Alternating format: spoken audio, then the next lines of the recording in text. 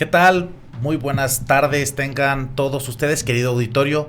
El día de hoy nos encontramos de manteles largos. Tenemos con ustedes a un grupo de jóvenes estudiantes de aquí, de la carrera de Derecho del Cutonalá, en donde, bueno, son invitadas para podernos platicar acerca de un tema muy interesante, acerca de la escena del crimen. Y bueno, antes de empezar a hablar de la escena del crimen, bueno, pues quiero presentarme. Mi nombre es Javier García González. Yo soy aquí docente académico y tengo pues el gran honor de estar encabezando esta materia. Insisto, tópicos 3, y quiero que se presenten indudablemente cada una de mis compañeras que se encuentran aquí con nosotros. ¿Cómo estás? Hola, platícanos, preséntate por favor. Hola, mucho gusto. Mi nombre es Jazmín Zúñiga, soy estudiante de Derecho de octavo grado y aquí estamos para el día de hoy compartir lo que sería la escena del crimen. Hola, mucho gusto. Mi nombre es Vanessa Ayala. También soy estudiante de Derecho de octavo semestre y creo que este va a ser un espacio muy interesante para platicar sobre la escena del crimen. Buenas tardes, mucho gusto. Mi nombre es Tania Fernanda Mercado Gaspar. Igual que mis compañeras, soy de octavo semestre de la carrera de Derecho y pues me parece un tema muy interesante el que vamos a tocar porque es sobre la escena del crimen y pues vamos a tocar otros temas que tienen que ver con los elementos de la prueba. Existe aquí también otra compañera que se encuentra obviamente sin micrófono porque no nos dio los alcances técnicos. Por favor, ayúdame, Vanessa, a presentarla, por favor. Tenemos a nuestra compañera América Fernanda. Ella es nuestra compañera también en octavo semestre, comparte tópico y nos va a estar apoyando aquí con temas de la conversación y todo esto. Muchas gracias. Bueno, efectivamente es un tema muy interesante. Al día de hoy, incluso las fuentes, por ejemplo, INEGI nos señala que en la zona metropolitana en Guadalajara, por día, más o menos existen 200 incidentes delictivos. De esos 200 incidentes delictivos, entonces podemos hablar que al darse una categoría de crimen, de un delito, que tiene que ameritar una investigación científica, veraz, podemos entonces hablar de que existe una escena del crimen. Bueno, qué interesante. Entonces, platiquemos a partir de eso. Si tenemos más o menos 200 incidentes en la zona metropolitana, ¿qué debo entender por una escena del crimen? Platiquemos genéricamente para empezar a profundizar con con todo el auditorio. ¿Qué es una escena del crimen? ¿Qué debo entenderlo en términos genéricos? Pues en palabras simples yo diría que es el lugar físico en donde se llevó a cabo un hecho con apariencia delictuosa. Sí, claro. Y además yo creo que también pudiera ahora hablarse de algo que no es tan a veces tan físico, ¿no? Porque lo que buscan es reconstruir, traer al presente cosas que ni conocemos, como son los crímenes, pues o los cibercrímenes, ¿no, Jasmine? No sé a ti cómo te viene esa palabra de escena del crimen. Sí, en efecto, no solo es un lugar, sino los lugares donde se hacen cada parte de un hecho delictivo. Puede ser, por ejemplo, al momento de reconstruirlo, si se trata de un cuerpo, al momento de dónde estuvo, cómo se trasladó, si fue arrastrado de cierta parte. Entonces, a lo mejor no solo es un lugar, sino varios lugares o varias escenas o varias cosas que nos llevan a un fin, el cual es entender lo que sucede. Y bien, con todo esto de recrear, ¿no? Como si fuera un teatro, la escena del crimen, pues al final del día yo creo que tienen sus propias implicaciones, ¿no? Tania, por ejemplo, que el clásico evento trágico donde existe posiblemente un robo, ¿no? Un robo con violencia, en donde cuando llega la policía o las personas con capacidades especiales para procesar, pues observan que la escena ya fue manipulada, ¿no? Y obviamente por las propias personas que se encuentran ahí cercanas, ¿no? Alrededor. Pueden ser los familiares, pueden ser los testigos o llámenle las personas, los simples transeúntes. Entonces, puede que existan personas que hayan alterado esto. ¿Afecta? ¿Qué sucede con esto? Ah, ok. En este caso, cuando se altera la prueba, pues pueden pasar muchas cosas. A la hora que se realiza como este dictamen pericial, a la hora de que lo presentamos en el desahogo de pruebas, puede el abogado contraparte debilitar nuestra investigación y por lo tanto, pues no llegar a la verdad, no esclarecer los hechos como verdaderamente fueron. Y en otras palabras, por ejemplo, Vane, cuéntame, porque se ve en la televisión o en las series que existen personas que llegan muy elegantes, a veces que con ropa como si fueran científicos, y nos hablan de, no, pues es que hay indicios biológicos, físicos, químicos. ¿Qué es eso? Los indicios son los rastros que dejó el victimario y lo que podemos tener de la víctima, y ya se puede, los expertos ya se pueden dar una idea de qué, o sea, necesitan llegar ya con una idea de qué van a buscar en el lugar. Tenemos los indicios biológicos, que todo esto son como fluidos, a lo mejor saliva, sangre y este tipo de cosas que ya te dan una idea de qué pudo haber pasado. Y por ejemplo, si es de sangre o todo este tipo de cosas, ya lo recolectas y lo llevas a una prueba en un laboratorio. Y dependiendo, a lo mejor también el hecho, ¿no?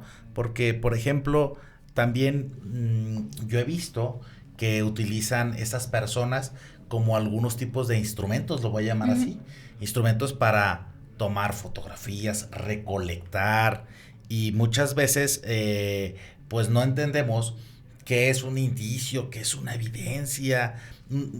¿A ustedes a qué les suena todo esto, no? Porque la realidad muchas veces es que pues nos pintan una película, nos pintan una serie que a veces no contrasta con lo que vemos nosotros en clase, o ya jurídicamente hablando con las consecuencias que puede pasar al respecto. Entonces, ¿hasta dónde existen principios, ¿no? Para poder hacer que una escena pues cumpla con esto, ¿no? Que se le llama una escena. Yo creo que lo principal es que se lleve a cabo como la preservación del lugar para que no se contamine la escena del crimen y que se pueda dar con lo exacto. O sea, que no sé si llegó el primer respondiente, esta persona es la encargada de acordonar el área o de asegurarse de que no entren terceros para que no estén contaminando, y creo que eso es como que lo principal, lo primordial. Porque decía, por ejemplo, un amigo que me platicaba, no, es que, ¿sabes qué? La verdad es que mi novia es o criminóloga o algo por el estilo, porque pues resulta que llego y a veces me siento como una escena del crimen, me siento investigado, pues empieza a observarme y luego fija la mirada en el vehículo pensando que la subo y me dice, a ver, aquí hay algo raro, ¿no? Aquí ¿qué pasó, no? Y ándale que lo empieza pues a recolectar. ¿Qué traes? ¿Qué pasó aquí? Aquí huele algo raro, como si tuviera las evidencias, ¿no? Hace el levantamiento, el aseguramiento porque lo guarda en su bolsa, y pues ándale que ya tiene una sospecha razonable de que a lo mejor yo hice algo, aunque la verdad pues yo no tengo nada que hacer, ¿no? Entonces con ese dato tan pintoresco,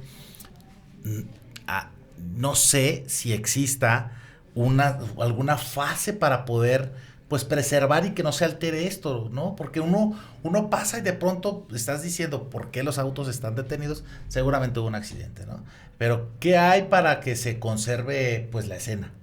Sí, claro, existen las fases de investigación de la escena, que básicamente empieza con la protección, que es cuando acordonan la zona, aseguran el lugar, se dan cuenta de que nadie pueda entrar para preservar todo esto, y limitan el acceso nada más a las personas que pues van a investigar esto, evitando así la contaminación del lugar. Al igual que después sigue la fijación, también le ponen, cuando son algunos objetos, les ponen números, cuando son a lo mejor un cuerpo, les ponen letra A, B y continúan así. La fijación es cuando documentan la escena por medio de fotografías, de videos, de croquis. Como es muy rápido lo que deben de hacer, los croquis o los planos, cuando los describen simplemente son con formas rectángulos, cuadrados, porque no tienen el tiempo básicamente de dibujar algo. Y después viene el levantamiento, que es cuando recolectan todos estos indicios y los embalajan para guardarlos, para protegerlos, y los etiquetan poniéndoles a lo mejor la fecha, lo que es o de lo que trata y el hecho delictivo. Sí, se escucha muy técnico, ¿no? Porque uno realmente piensa que hay que ponerle, pues nada más un acordonamiento. Uh-huh. Y ya no va a pasar nada, ¿no? No se va a alterar la escena del crimen. Entonces, a mí me gustaría ir cerrando desde el punto de vista de ustedes. ¿Por qué creen que es importante este tema? Pues principalmente yo considero que es importante porque se debe de cuidar mucho la cadena de custodia, que viene siendo como a la hora de estar en audiencia, asegurar que estas pruebas no fueron modificadas. Entonces para mí resulta ser muy interesante y muy importante de que pues cumplamos con todas estas fases para que se llegue a audiencia correctamente y pues tener un buen resultado de estas pruebas. Claro, ¿y tú crees que abona en la materia el hecho de poder ahora sí que acercarle a la gente, en otros términos, la importancia que tiene la cadena de custodia? Sí, yo creo que es bastante interesante. También yo creo que, abonando un poco a lo que dijo mi compañera, a nosotros como futuros abogados nos apoya muchísimo el conocer todo este tipo de cosas, porque así nos podemos dar una idea de cuál fue todo el proceso, y ya al momento de nosotros entrevistarnos a lo mejor con el que va a ser nuestro cliente, ya podemos ir preparados y ya sabemos qué es lo que vamos a buscar también, y en este caso qué es lo que debemos encontrar en una carpeta de investigación, qué es con lo que nos vamos a encontrar. Entonces yo creo que sí es bastante importante para nosotros, que nos estamos formando para abogados. ¿Y tú qué opinas, Has? Porque muchas veces tú que has tenido ciertos acercamientos en tu práctica ya académicamente y escolar, ¿hasta dónde de pronto debemos conocer un poco como estudiantes y acercarnos a estos temas? ¿Hasta dónde, ya siendo abogados, nos puede generar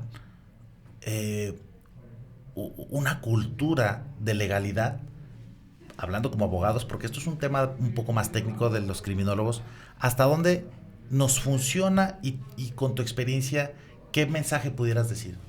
Sí, bueno, a nosotros como estudiantes de Derecho nos sirve mucho porque deberíamos de entenderlo para llevarlo a la práctica o tenerlo en cuenta en la vida diaria, que sería estar litigando a lo mejor, o ver de estos asuntos en juzgados, para entender que las cosas no se explican por sí solas, que debe de haber una correcta recolección e interpretación, y que un mínimo de error de estos lo debemos de ver nosotros como abogados al momento de defender a un cliente.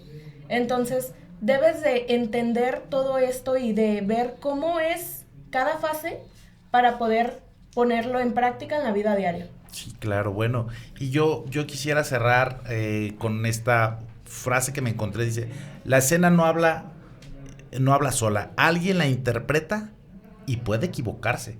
Entonces, tantos abogados que al día están velando por los derechos de las personas y el no tener al menos un conocimiento para defender una escena del crimen, para poderla producir o para interpretarla, sí creo que nos puede perjudicar. Son temas que, si no se llevan bien, la reconstrucción cambia totalmente, porque se puede alterar. Entonces, pues muchas gracias por hoy haber estado ayudándonos a entender un poquito más en términos sencillos la importancia de la cadena de custodia.